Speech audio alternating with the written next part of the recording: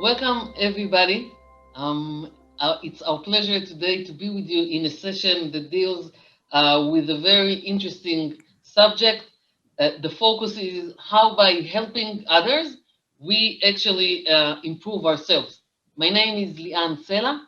I am the CEO of the Adler Center in Israel. It was established 60 years ago, and it's based on Dr. Alfred Adler's social humanistic positive worldview, which we try to bring and implement in three main life circles: family, work, society, and community. I will describe more in a few minutes, but I want to introduce my colleague, Ligia Bobadilla. Please introduce yourself.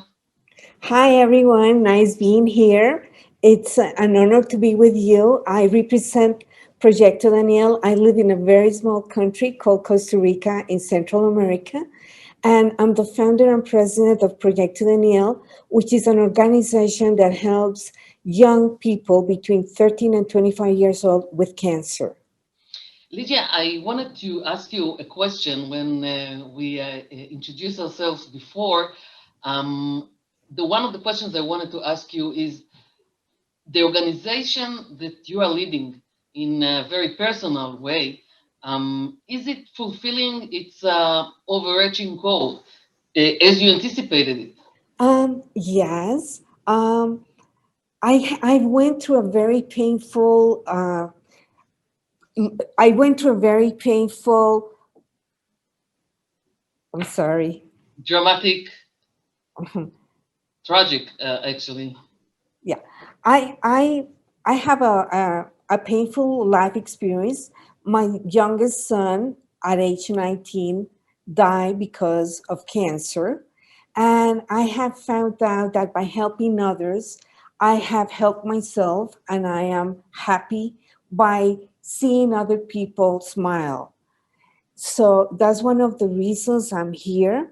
My youngest son, Daniel, was very, very healthy, but at age 15, he was diagnosed with a osteosarcoma, which is a rare type of bone cancer, and it's very, very aggressive. Uh, we had a second surprise at that time.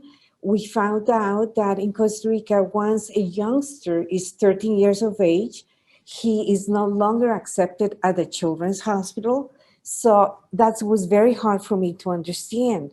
I could tell you that God does things very interesting.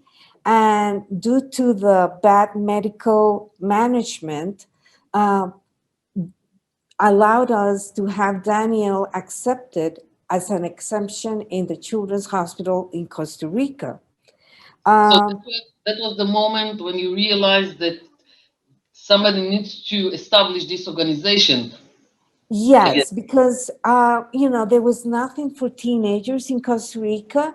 It was only for little kids. So even though Danny had a great medical treatment in the Children's Hospital, everything was geared for little kids. Mhm. Uh, Sometimes the beds were too small for him. When he went to surgeries, he had to use doctor's clothes because the other ones for children. It was Cartoon Network all day, games for little kids. Little kids also cry, so it was not the space for a teenager. So that made me realize that it was very important to do something for this age group. And also Danny decided with 15 years old that he was going to make a hospital for teenagers, a place full of music, full of color, and this was his idea. It was his will, I guess. It was Not his will. will. Yes, it was his will. Um, God had other plans, and then he passed away after fighting for 4 years at age 19. But he talked so much to us about his idea of having this hospital that he left this as a legacy to his family and friends. So 2 years after he passed away, we started with what is today Proyecto Daniel. an organization that helps youngsters to live their illness with hope and with the willingness to continue fighting for life. Going through a cancer process is not easy at any age, but when you are so young and you are so full of plans, it's extremely difficult. When all your friends are going to a party and you are in a hospital with no hair, um, it's not easy at all. So we realized the importance that it had for them to have a place of belonging, a place that to make a community which each of these kids and their families could understand each other. So that's why Proyecto Daniel was born. I think on the point of creating a community and have a place to belong to, I think this is one of the points that we link together because Adler's theory is actually a social theory. It's all based on the feeling of belonging. And actually, Adler thought that the more you feel belong to the community where you live, where you act, where you work, you feel better, you're able to do better and to contribute more to yourself and to those around you. So, what we do in Israel, we help many, many thousands of families actually throughout those 60 years. We help them find their strengths, the way to feel healthy, the way to develop a sense of self worth and recognition of each of the family members of his own personal abilities, because this is what we believe the way to deal with various life challenges. One of them is the one that you are now describing very sadly, and was your motivation to create your organization. What we do in Adler Center, we try to help people by training them personally or by a professional way or through enrichment studies.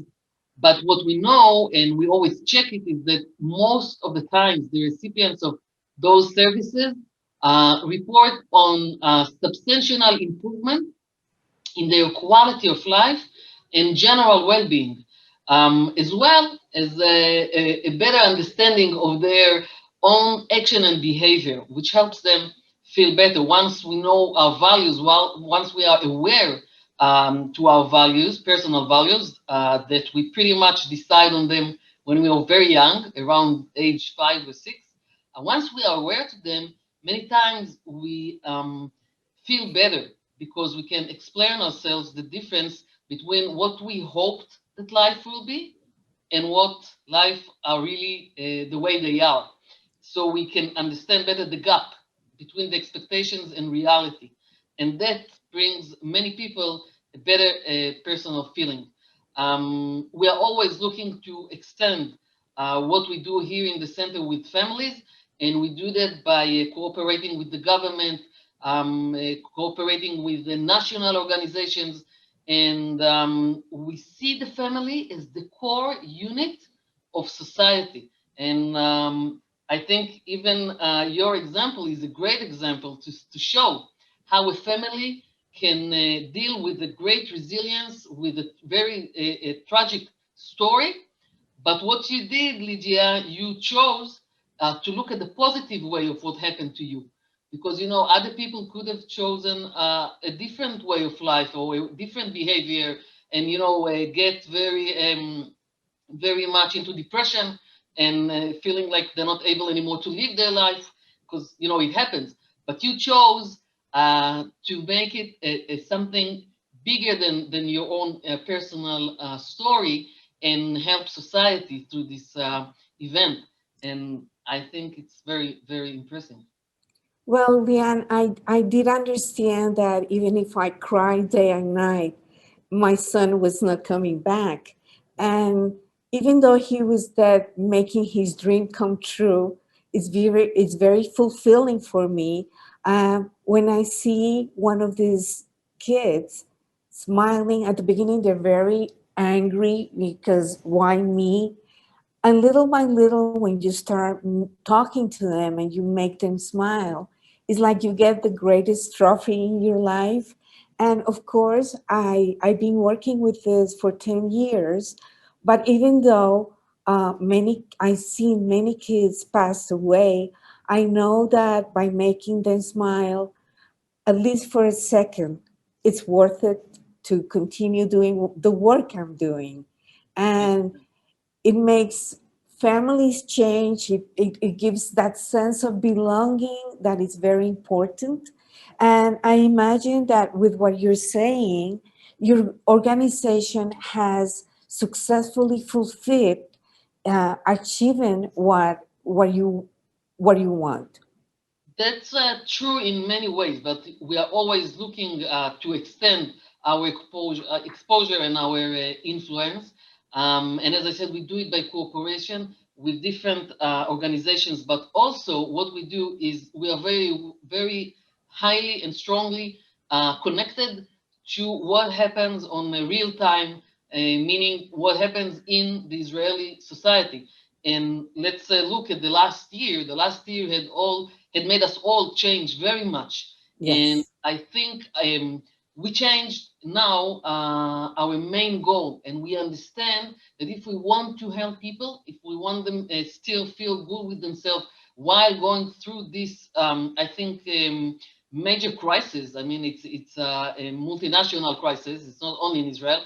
But looking here at society, what we try to develop is, first of all, different ways to achieve the attention and the option to bring out our knowledge. So we turned everything into digital way of adapting and learning, and the knowledge that we have, the professional knowledge that we have, and also I think now, in light of the current crisis that we all see, we see ourselves as taking the option to live with more flexibility and more adaptability, the most important skill that we need to bring out to families, to parents, and to kids, because we believe the more they will develop those abilities, they will be happier and they will be able to go through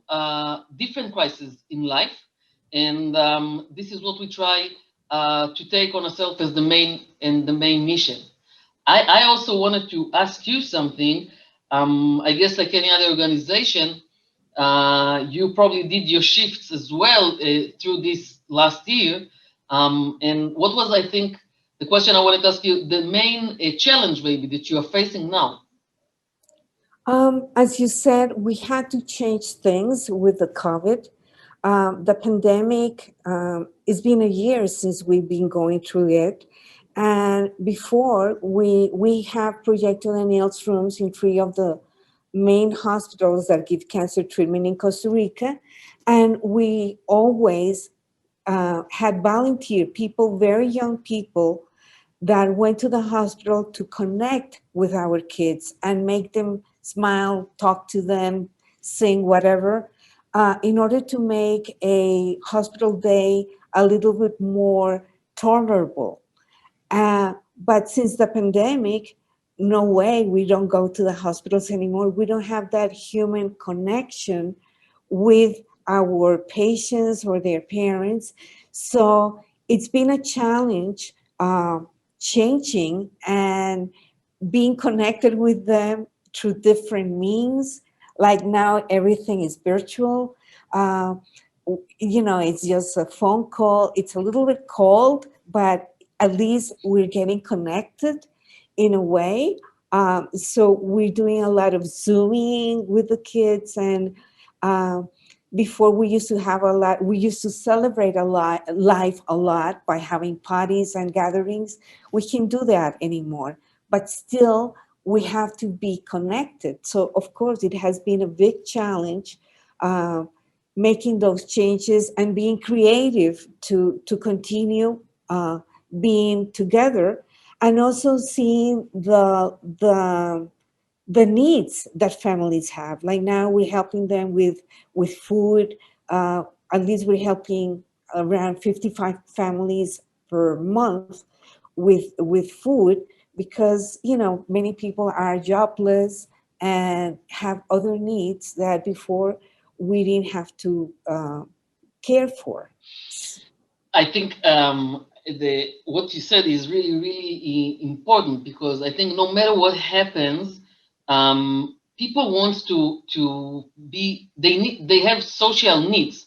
We cannot give up our social needs no matter what happens. And I think this time that we live in is a very challenging Yes, time in that aspect. But I don't think human nature is going to be changing. I think what will need to change is the way they do it, and the way we will let each other, feel important, feel loved, feel part of something. Because otherwise, it'll be very, very hard for us to take part and really be the best we can. And I wanted to say, as before we almost saying thank you to everyone who is listening to us, I wanted to say that good things are based on values that are not changing. Meaning, the family, once it has good, strong values of taking part in society, a good communication, good, loving way to show each other, and give to each one the way to be part of the family. This is not going to change no matter what challenge the family is facing. And this is the hope that we want to give to everyone that is now listening to our session, and to remember it, that in many other times, probably the same family has managed to go out and be successful in different hard times. And what they need to do is to be aware of those strengths that they have, different way to be able to pull themselves out, and be positive about the option to make it again every time they need to do it. I agree with you, Lian. It's very important, that bonding, that love, that care for each other. And I think, even as I said, I went through a very painful feelings losing my sons, but uh, knowing that that experience can help someone else helps you see the mission he had in life, and knowing that he must be very happy in heaven, knowing that his legacy is going on, and that many kids that are going through the same thing he did are having living it in a better way than he did at that time. Ligia, I want to thank you very, very much. I enjoyed getting to know you, and to know how amazingly you do good with your own personal story. I hope to be able to contribute as much as we can here from the Adler Center in Israel. And I want to thank everyone who was listening to us, and thank Goodstock for this special event, national event, international event, for letting us the opportunity to be part of it. Thank you very much.